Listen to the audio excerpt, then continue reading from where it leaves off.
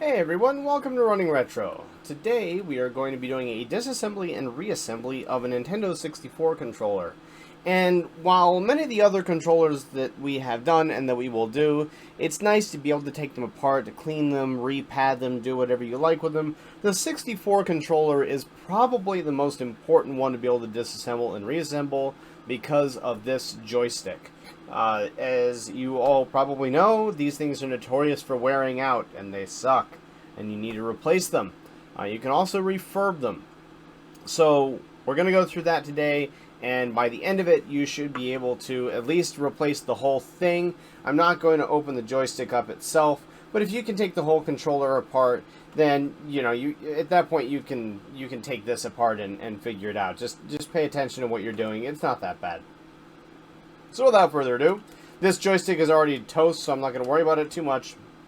But when I flip it over, I do like to make sure that it's sort of more up on its top so that we're not, rotating entirely on the most delicate part.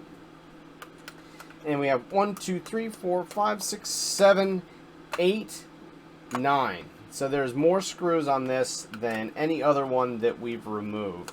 And I will show you a little trick with these two up here. Nothing amazing, just something that I like to do to help keep track of them. But let's get all the other screws out first. So yeah, if you have a rumble pack in, you do need to take the rumble pack out to do this because you need to get to the two screws behind the rumble pack.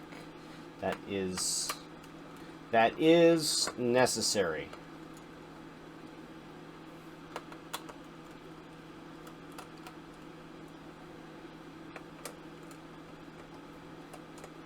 Okay, there we go. We need a long-necked screwdriver to get down in here. I might be able to actually get down in there with my other one, but this one's so easy that there's just no reason not to. If you need to, let's just find out. Yeah, we can get down in there. So the iFixit-Kit screwdriver will actually get all the way down in there. So that could be useful for you. Now, I do generally like to leave these in there. In fact, I will put that one back in because they're so deep down in there. There's such a pain that it's just easier to leave them in there. Obviously, if you're going to clean this thing, then you're going to want to take those out. And this, just hold those in there. The start button here just swings out and pops out the top. So if you want to, to take that apart and clean it, then just soak it in hot soapy water and give it a scrub with the toothbrush after you take all the electronics out. Do not wash any of the electronics. And here we have the guts. So you're going to take your shoulder buttons off. These three screws need to come out. These screws are different than the case screws, so you will have trouble getting them mixed up. And they're also silver instead of black. I'm not sure if that's the case on every single model of these 64 controllers. I will have to confirm that. So once you've got that up, then you can lift your shoulders out, pop your cord up, and take your whole PCB out. And there you go. So if you want to replace this, what you got to do is unplug it and unclip this board. It's a little bit stubborn, it's a little bit rough, but you can just unclip this. So just unclip that board, unplug this, buy your new one, plug it back in, drop your clipboard back down on it like that. If you want to refurbish it, you're going to take this screw right here, unscrew that, and crack this sucker open. You're still probably going to want to take that off though. Alright, we will take our pads off of the right and left. There's our pad off of the center. And now we are left with just the main controller. Pull our pad up there. Take our side pads off. This is a long shaft that this is on, so just be careful so you don't tear the corner there. And you can just flip the buttons out. There you go. And that is how you disassemble a Nintendo 64 controller. So let's get this sucker back together now. All of these have little tabs, so they will fit right in their correct slots. So you don't have to worry about that. You don't have to worry about keeping track of those. You can just take them, and then as you put it back together, you can pretty easily see where everything should go and what's what. Just got to match up the shapes.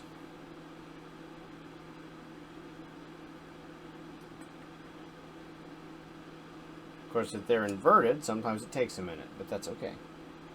That's okay. This is not a speed run for disassembling and reassembling a controller. Although if somebody wants to do a speed run of disassembling and reassembling a 64 controller, that would be kind of funny.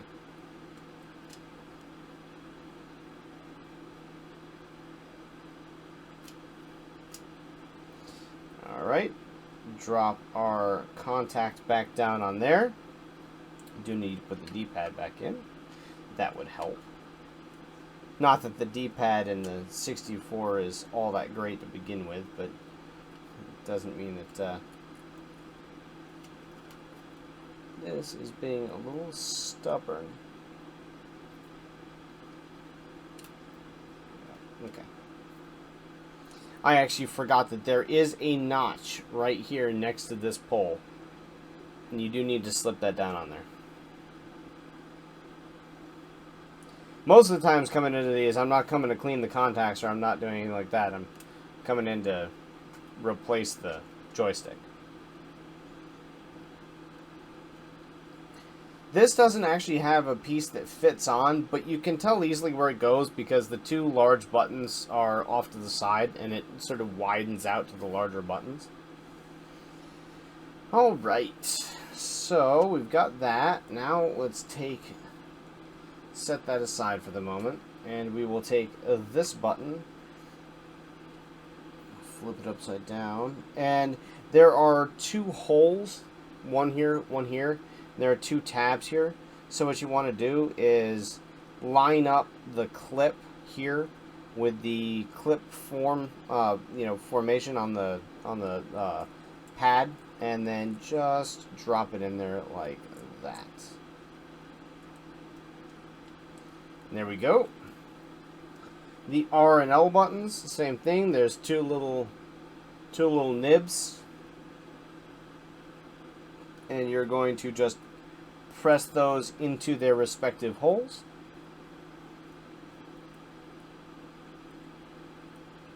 They can be a little stubborn, just be patient with them. They will go in. And then we will put this back into our PCB and just line up the holes and you will be fine. For the shoulder buttons, you got to be a little careful because if you put that in that slot, you can catch the edge of the rubber and it'll just peel right back off. So just make sure that you're getting all of it back down in there and that you're good to go. For these little screws, it really does help to have a magnetic screwdriver, and I like to put this bottom center one in first.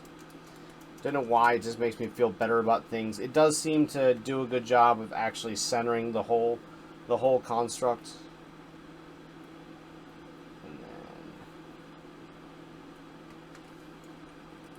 One here on either side. Remember, these are the smaller screws. They are not the large case screws.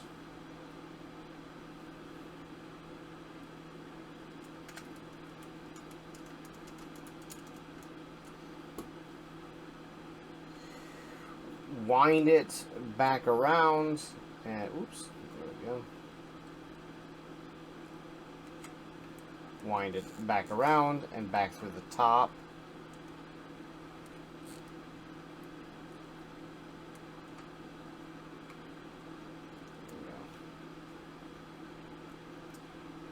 These have nice poles, so they will actually go and fit pretty cleanly down into there.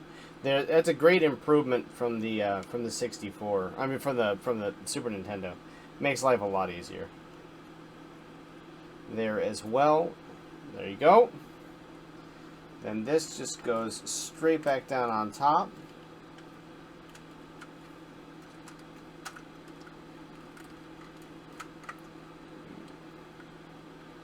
That cord can get in the way a little bit sometimes, so let me make sure that we are actually good to go here.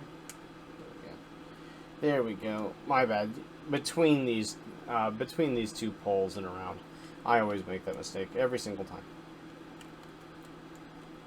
Every single time. And of course, the R and L buttons, if you do anything breathe funny, they will pop out.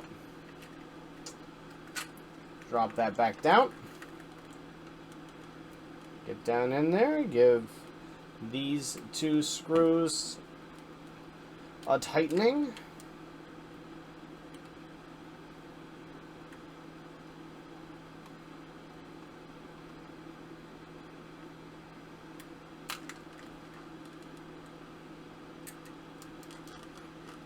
As with all Nintendo controllers, with how deep the screw holes are, I like to put all the screws back in their place first. It just, I don't know, makes me feel a bit better about things. It means I don't lose a screw or slip or do something silly and knock the screws all over the place.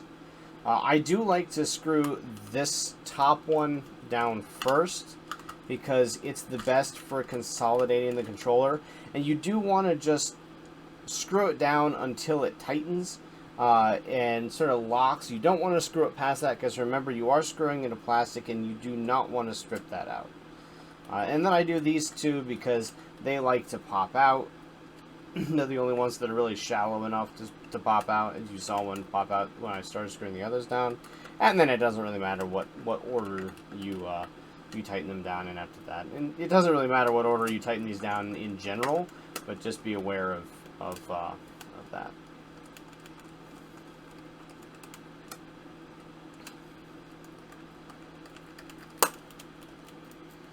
Alright, there we go. That is the assembly and disassembly of a Nintendo 64 controller. So if you guys like this video, please hit like, please subscribe.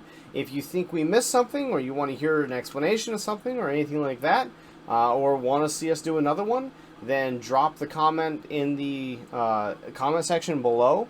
Check out our streams. We stream 3 times a week on YouTube and 2 times a week on Twitch. We always upload videos on Tuesdays and Thursdays, with Thursday being the tech video.